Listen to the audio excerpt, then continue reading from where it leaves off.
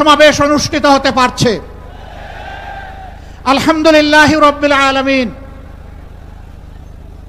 প্রিয় দেশবাসী,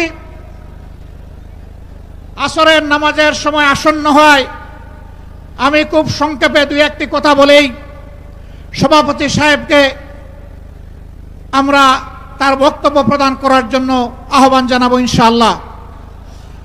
আমাদের দাবি খুব বেশি নয়, অস্পষ্ট নয়, দাবি কম, খুবই সুস্পষ্ট। এক নম্বর দাবি হচ্ছে জুলাই বিপ্লবকে স্বীকৃতি দিতে হবে। যারা জুলাই বিপ্লব মানবেন না তাদের জন্য ২৬ সালে কোনো নির্বাচন নাই। ২৬-এর নির্বাচন দেখতে হলে আগে জুলাই বিপ্লবের স্বীকৃতি লাগবে। আর জুলাই বিপ্লবের স্বীকৃতি দিতে হলে জুলাই সনদের আইনি ভিত্তি দিতেই হবে।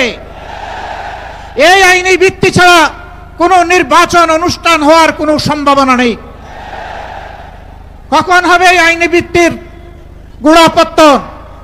এদেশের মুক্তিকামী মানুষের কথা একটাই, জাতীয় সংসদ নির্বাচনের আগে গণভোট অনুষ্ঠিত হতে হবে। গণভোটের ব্যাপারে সকল দল একমত, তাহলে তারিখ নিয়ে এই বায়নাবাজি কেন? একমত হয়ে যখন স্বাক্ষর করেছি সবাই, তখন গণভোট আগে হওয়াই হচ্ছে যুক্তিযুক্ত।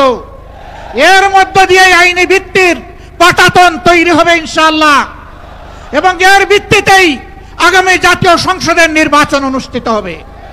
ওই নির্বাচন যখন অনুষ্ঠিত হবে তখন আর কোনো সংশয় সন্দেহ থাকবে না। আমরা চাই আগামী ফেব্রুয়ারিতে রোজার আগেই জাতীয় সংসদ নির্বাচন অনুষ্ঠিত হোক। এইটা দিয়ে কেউ ধূম্রজাল সৃষ্টি করার পায়তারা চালাবেন না, উদূর পিণ্ডি বুদির করে ফেলবেন না। আমরা জাতীয় ঐক্যমত কমিশনে গিয়ে সকল দল আমাদের মতামত দিয়েছি। এই ৮ দলের পক্ষ থেকে ডজন খানেক নোট অফ ডিসেন্ট আমরা দেই নাই। আমরা প্রস্তাবনা আখলে যৌক্তিক মনে করে সেখানে আলাপ আলোচনায় আমরা ইতিবাচক মত দিয়েছি। এরপরে সংখ্যাগরিষ্ঠ দলের মতামতের ভিত্তিতে একটা চার্টার তৈরি হয়েছে। এটি হচ্ছে গণতন্ত্রের কথা, যে সংখ্যাগরিষ্ঠ যা বলবে বাকিরা তাই মেনে নেবে। কিন্তু আমরা দেখলাম না, কেউ কেউ তা মেনে নিতে রাজি নন। জুলাই সনদেই যদি আপনি গণতন্ত্রের প্রতি শ্রদ্ধা না দেখান, জাতীয় নির্বাচনে আপনি শ্রদ্ধা দেখাবেন কিভাবে? এই জায়গায় আসতে হবে। সকল বায়না ভুলে যান, জুলাই শহীদের রক্তের প্রতি সম্মান দেখান।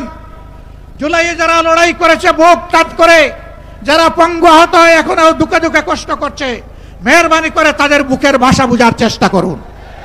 আমার ভাই আল্লামা মামুনুল হক সাহেব বলেছেন, লড়াই করে ফ্যাসিবাদ বিদায় করেছি, লড়াই করে জনগণের দাবি আদায় করব।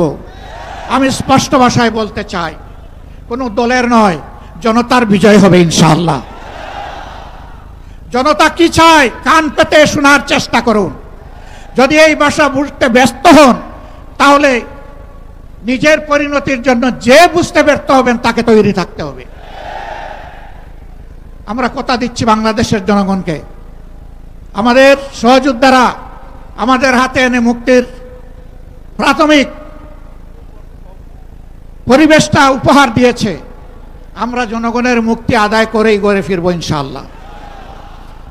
আমরা ভদ্র ভাষায় কথা বলছি, ভদ্র ভাষায় কথা বলবো, কিন্তু আমাদের দাবির ব্যাপারে আমরা হিমালয়ের মতো অনড় থাকব। কারণ এই দাবি জনগণের দাবি, কোনো দলের দাবি নয়। এই দাবি বিপ্লবের দাবি, এই দাবি ফ্যাসিবাদের দাবি নয়। অতএব ফ্যাসিবাদের দাবির কাছে বাংলাদেশের জনগণ মাথা নত করবে না। তৈরি হন। যতক্ষণ পর্যন্ত জনগণের দাবি আদায় না হবে আমাদের আন্দোলন দুর্বার গতিতে চলতে থাকবে ইনশাআল্লাহ। আজই শীর্ষ নেতৃবৃন্দ এই মিটিং এর পরে আমরা মিলিত হচ্ছি। পরবর্তী কর্মসূচি যথা শীঘ্রই আপনারা জানতে পারবেন।